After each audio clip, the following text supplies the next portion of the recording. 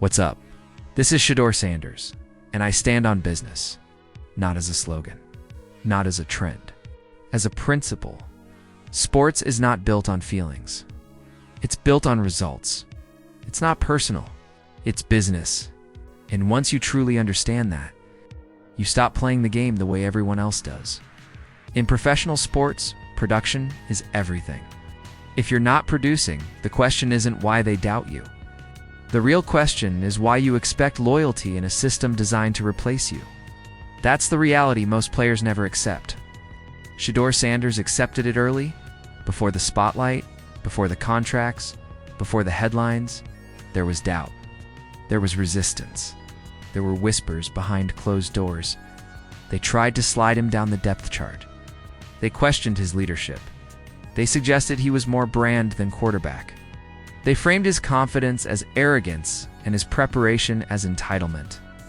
But what they didn't understand was this: Shador Sanders wasn't asking for approval. He was building leverage. This story isn't about one athlete getting paid. This is about a mindset shift, a generational shift.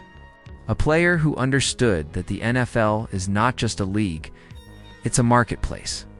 And in any marketplace, the person who controls the asset controls the outcome. That asset was him. When most young players enter the system, they arrive grateful. Grateful for the opportunity. Grateful for the jersey.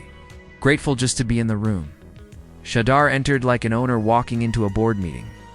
Not impressed. Not intimidated. Fully aware of his value. That mentality didn't come from nowhere. It was built. It was trained. It was sharpened over years of exposure to how power really works in sports. People love to talk about talent. Talent is common. Discipline is rare.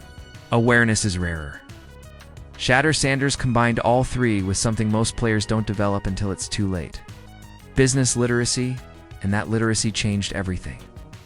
When teams evaluated him, they saw arm talent, accuracy, composure, but they also saw something they weren't comfortable with: independence.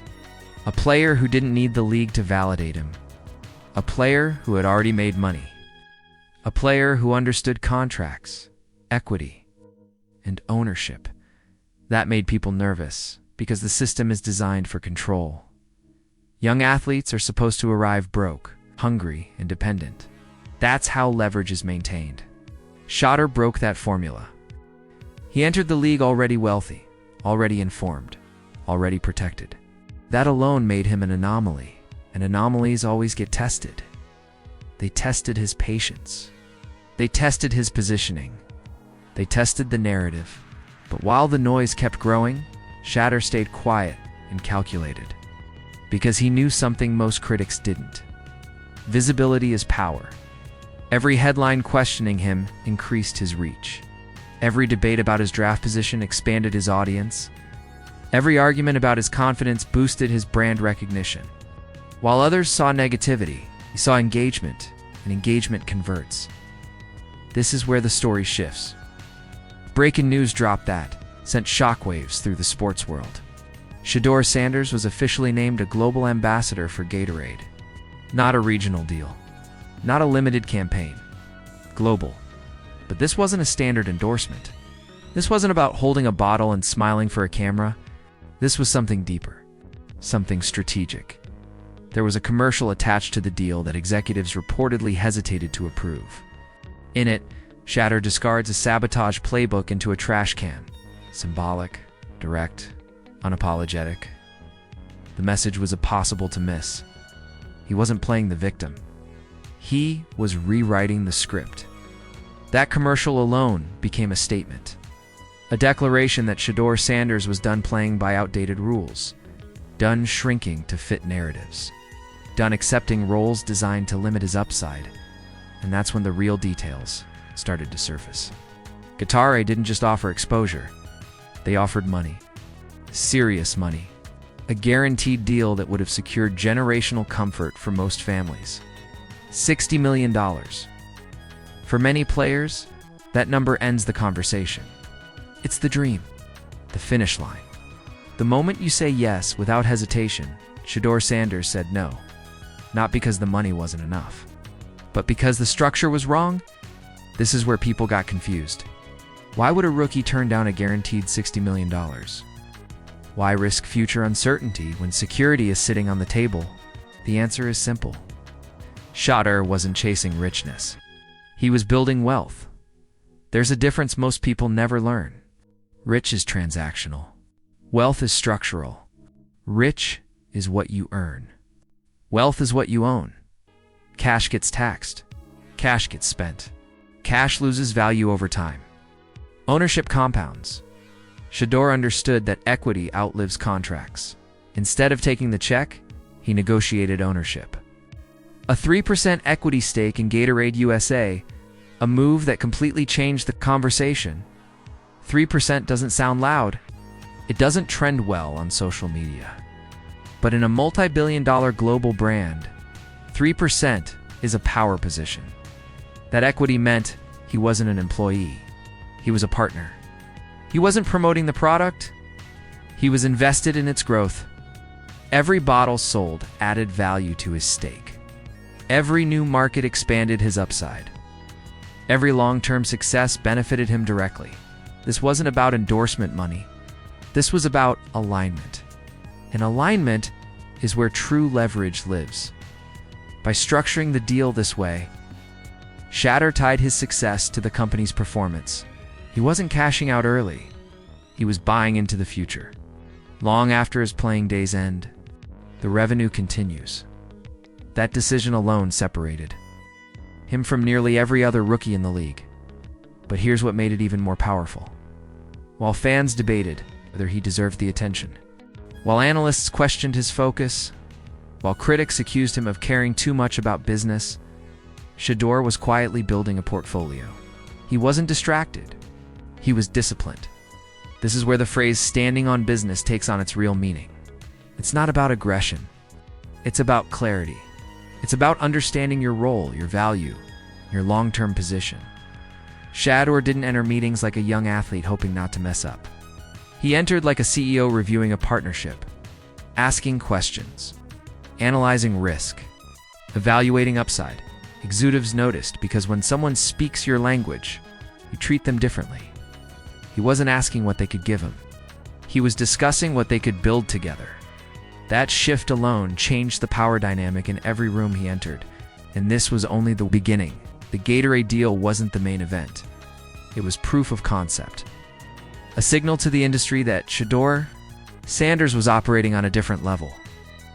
Came next would completely alter how people viewed rookie contracts forever, because while the public was still processing the equity move, something much bigger was already in motion behind the scenes. Nike, before Shador Sanders ever stepped onto an NFL field, rumors of his Nike deal started circulating. The numbers sounded unreal.